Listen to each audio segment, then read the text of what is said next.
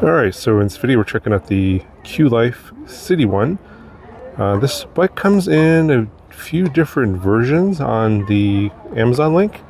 I think the low-end version without the metal fenders and the rack is like $249 plus shipping, and that's a 36 volt setup.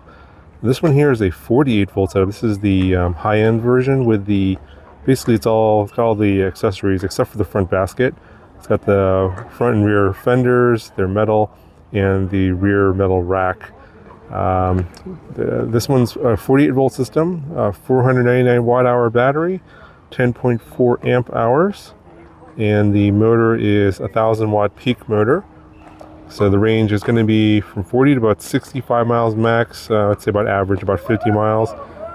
This is a step-through e-bike, so very easy to get on and off. It's going to be 4 riders from 5'4" to 6'5", and the max speed is 28 miles per hour. As you can see here, the battery is kind of built into the frame there. If it were white, you wouldn't be able to tell this was an e-bike. It is IPX5 waterproof rated and UL 2849 certified. For those of you that are worried about battery fires, it is UL certified. So again, here is the 1000 watt peak motor, and you have a Shimano Tourney 7-speed derailleur here in the back. As you can see, the markings here on the tires are 26 inches by 2.1 inches, and they do have this kind of interesting tread on here. It's not really a road tire, it's not really an off-road tire, it's kind of a hybrid, so you could go either way. And you can see here's the front headlight, pretty standard, and then you got your metal fenders here and the front and also the rear. Seat height is adjustable here, and the seat is fairly comfortable. It does have a little bit of a spring here in the back. Pretty standard front fork suspension there with a lockout and adjustment.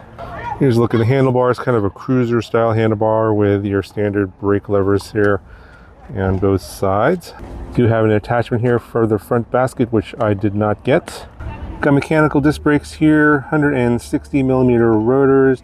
I think these are branded Yin Yang.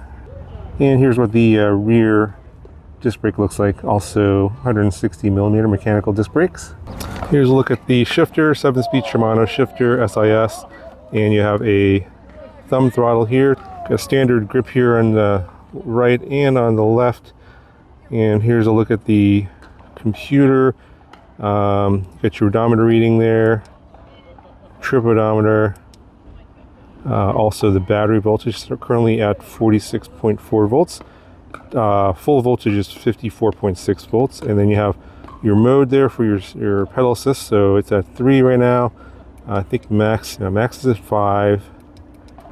And you can go to 0 if you just want to ride it like a regular bike. You can pop the battery out if you want to. This is the charge port over here. So you can charge it in the bike or outside the bike, it's up to you. Yeah, the controller is internal here, it's kind of well hidden, and it is a cadence sensor.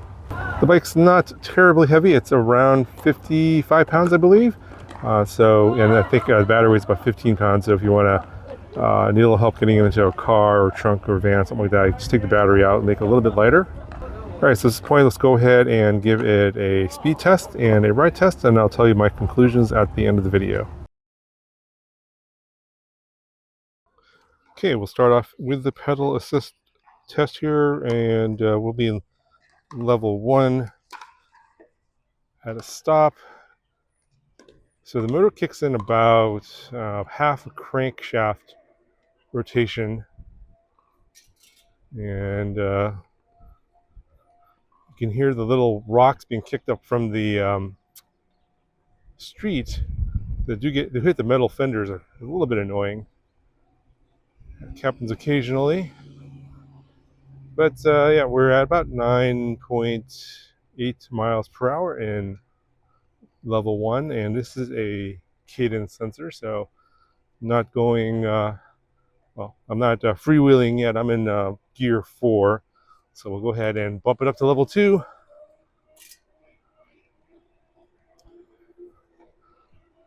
And now we're at 11.8, 11.9, topping out at about 12.5, 12.4, 12.5, and I'm freewheeling already in level 2 in gear 4. That's about 12.4, 12.5. Let's go to level 3. More power coming to the motor.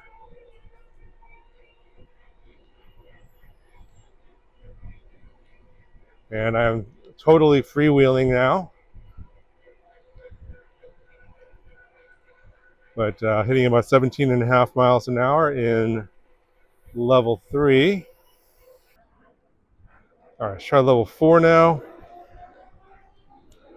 Freewheeling already. 17, 19, 20, 21, 22. All right, we topped out there at about 22 miles an hour in level 4. Let's head over to the street for level 5. Okay, we're going to level 5 now. Just pedaling. You don't need to put a lot of effort in because it'll just gives you full motor power. 24.5. 25.2. 25.7. 8. 25.8 is we're topping out at here. And it's probably because I'm an over 200-pound rider. I'm not quite hitting 28 miles an hour, but that's about normal for most of the e-bikes that I've reviewed. And I'm pretty sure that if you just do throttle only, it just gives you whatever power or speed level you have in that particular pedal assist level. So I'm pretty sure we're going to max out the same here. Pedal assist level 5, throttle only.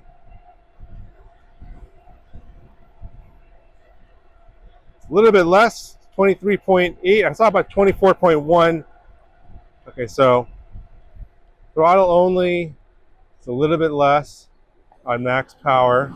So pedaling seems to give you a little bit more motor power versus throttle. And then if we kick it all the way down to, let's go to level 3 here.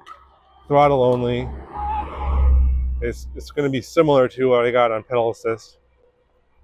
16.8, 17.1, 17.3. Yeah, it's pretty similar to what I got on pedal assist. So they are tied together. Let's go to level 1, throttle only, and it's probably going to give us the minimum speed. Let's see what the minimum speed here is. No pedaling. I think around like 9 something on 1. So we're at like 9 already. 9.1 throttle only. 9.2. So yeah, obviously if you want to extend your range, you want to be on pedal assist level 1. And ideally gear all the way up and actually help the motor out. If you're providing a little bit of energy for your speed, then you're going to extend your battery range. Also, something worth noting is that once you have your thumb on the throttle for I think about 4 or 5 seconds, it goes into cruise control mode, and you can let go of the throttle. So I'll just demonstrate that here. See if I can get that on camera. I'm going to hold the throttle, get up to like 9 miles an hour, 9.5. I'm in level 1, and I'm just going to let go of the throttle, and I think it should maintain my speed here. Nope, it didn't do that. Hold on.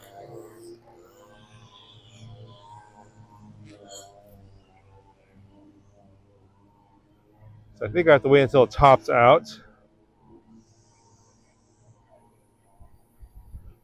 So maybe cruise control doesn't work in level 1. So let's go to level 2. All right, going to level 2. I tried this earlier, and cruise control definitely worked in level 5. It just maintained the top speed without my thumb being on the throttle. So, and there's no indication on the control display if you're in cruise control mode. So I'm at 13.2, still accelerating. 13.3, 2.4, 2.6, 14.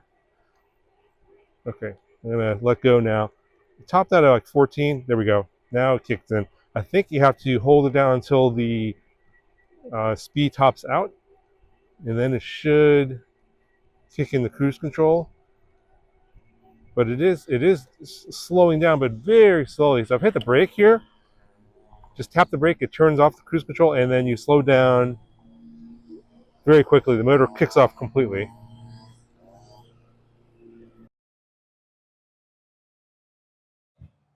All right, so it's just a quick word on the assembly and the shipping. Came very well packed, lots of foam and zip ties holding everything together. Nothing was damaged. Box was fine. Pretty standard assembly for an e-bike. You have to attach the front wheel. In this case, for mine, I have to attach the front and rear fenders, plus the rack, and also the handlebar. Of course, the seat as well. And that was it. Just had to charge the battery, inflate the tires, and off I went.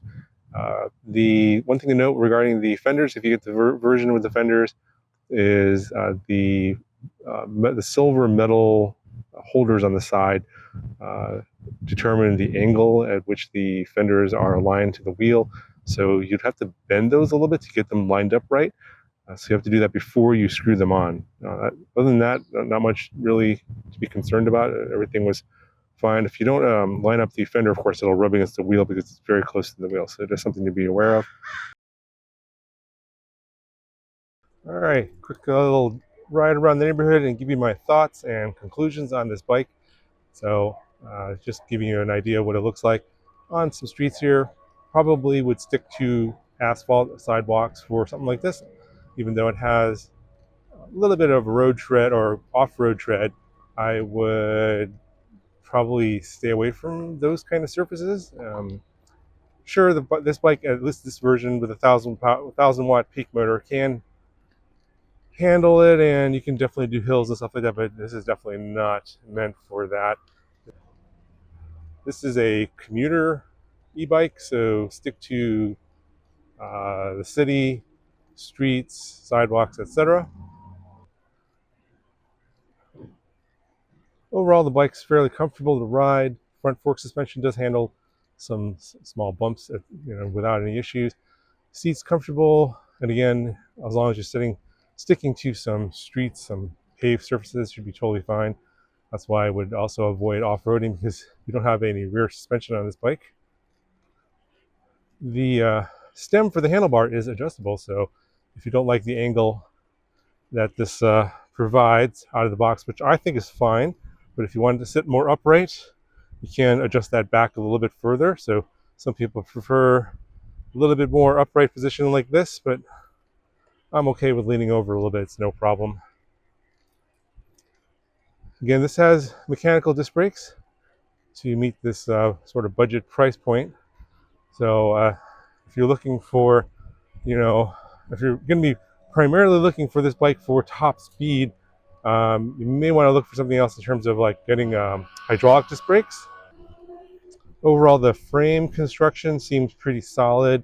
I don't hear any weird rattles or any kind of problems with the frame construction.